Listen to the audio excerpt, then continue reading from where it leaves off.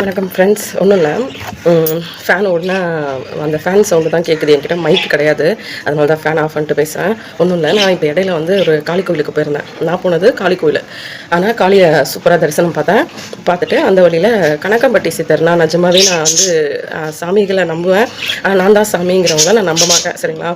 ஏன்னா நிறைய பேர் புதுசாக வந்து நான் தான் சாமி அப்படின்னு சொல்லிட்டுலாம் சம்பாதிக்கிறதுக்காக நிறைய பேர் வருவாங்க. அதனால் மோஸ்ட்லி நான் நம்ப மாட்டேன். எனக்கு அந்த வழியில் வந்து ஒருத்தவங்க சொன்னாங்க, கணக்கம்பட்டி சித்தர் வந்து இங்கே இருக்காரு, நீங்கள் அவரை போய் பார்த்துட்டு அதுக்கப்புறம் முருகரை போய் பாருங்கள் அப்படின்னாங்க. சரி, அதனால் நாங்கள் என்ன பண்ணோம், கணக்கம்பட்டி சித்தர் போகிற வழியில் அங்கே போர்டு போட்டிருந்துச்சு. அவரோட வீடு போடாது, எனக்கு கோவில் தெரியாது, அவரோட சமாதி எங்கே இருக்கணும் எனக்கு தெரியல. அது போகிற வழியில் அது கோவிலில் வீடுன்னு போட்டிருந்துச்சு. போனேங்க, போயிட்டு எனக்கு வந்து ரொம்ப மனசு கஷ்டமாக இருந்துச்சு. நான் வந்து அவர்கிட்ட ஒன்றுமே சொல்லலை, ஏன்னா எனக்கு அவரை பற்றி தெரியாது. அவரை நான் வீடியோலையோ இல்லை எதுலேயுமே நான் அவரை பார்த்ததில்லை. நான் மோஸ்ட்லி வாராகி, அப்புறம் பார்த்தீங்கன்னா முருகர், இந்த மாதிரி தான். ஏன்னா முன்னாடினா பெருமாள், ஏன்னா பணம் தரவர் அவர் தானே, வாழ்க்கைக்கு நமக்கு பணம் தானே முக்கியம், அதனால் அவரை தான் வழிபட்டுட்டு இருப்பேன். பெருமாள், லக்ஷ்மி. அதுக்கப்புறம் இடையில தான் நான் வந்து பார்த்திங்கன்னா ஒரே புடி வாராகி அம்மனை பிடிச்சதுக்கப்புறம் தான் எனக்கு வீடே கிடச்சிது, சரிங்களா? அப்போ அவங்கள நான் வழிபட ஆரம்பித்தேன். அதுக்கப்புறம் பார்த்திங்கன்னா இப்போல்லாம் வந்து முருகர் தான். ஏன் அப்படின்னா, நம்மக்கிட்ட பேசும் தெய்வம் யார் அப்படின்னா, நம்ம கேட்குற கேள்விக்கு பதில் சொல்கிறது என் ஜீசஸ். நான் என்ன மனசு ரொம்ப கஷ்டப்பட்டாலும் நான் ஒரு கேள்வி கேட்குறேன் அப்படின்னா அதுக்கு ஆன்சர் எனக்கு உடனே கிடைக்கும் ஜீசஸ் கிட்ட இருந்து. அதனால் நான் அவர்கிட்ட நான் நிறைய விஷயம் சொல்லுவேன் என்னை பற்றி. ஏன்னா எனக்கு அது தாய் வீடு, எனக்கு ஜீசஸ் அப்படிங்கிறது எனக்கு ஒரு தாய் வீடு.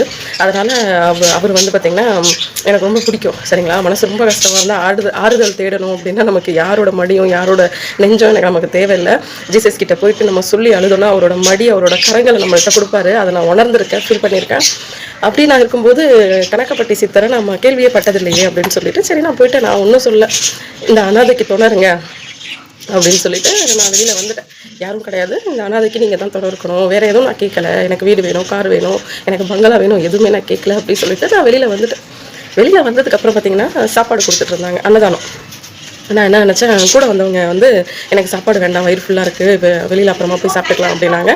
சரி, நான் என்ன பண்ணேன்னா கை ஒரே ஒரு பிடி போடுவாங்களே, அப்படி நான் போய் இந்த கையை அப்படி நீட்டுறேன். எல்லாரும் வந்து தட்டு எடுத்துட்டு அவர்கிட்ட போய் சாப்பாடை வாங்கிட்டு போய் க்யூவில் உட்காந்து சாப்பிட்றாங்க. ஏன்னா அங்கே தட்டு வச்சுருக்காங்க, க்யூவில் போய் உட்காந்து சாப்பிட்றாங்க. அந்த ஐயா வந்து பேசிக்கிட்டே என்ன பண்ணுறாருன்னா, ஒரு தட்டை அவராகவே எடுத்து, நான் கையை நீட்டியிருக்கேன் அப்படி, அவரே தட்டை இப்படி எடுத்து இந்த கிண்ணியில் இருந்த இலையை அதில் வச்சு என்கிட்ட இப்படி கொடுக்குறாரு. எனக்கு ஒன்றுமே புரியலைங்க. ஏன் அப்படின்னா, நான் சாமி கும்பிட்டு போனோம் பார்த்தீங்களா, அந்த கணக்கம்பட்டி சித்தர் அவரோட சிலைக்கு முன்னாடி, ஏன்னா அவர் வாழ்ந்த வீடு அது பக்கத்தில் கட்டெல்லாம் இருக்குது, அங்கே அவருக்கு ஆர்த்தி எடுக்கிறாங்க. ஆர்த்திக்கு கீழே அவரோட இலை இருக்குது, அந்த பாத்திரம். அவருக்கு என்ன சொல்லுவாங்க, அவருக்கு பிரசாதமான வச்ச அந்த இலை, சரிங்களா? அந்த இலை எனக்கு கிடச்சிதுங்கும் போது எனக்கு அழுக ஒரு பக்கம் வருதுங்க. ஏன்னா எல்லாருக்குமே அந்த பாத்திரத்தில் சாப்பாடு தான் போச்சு.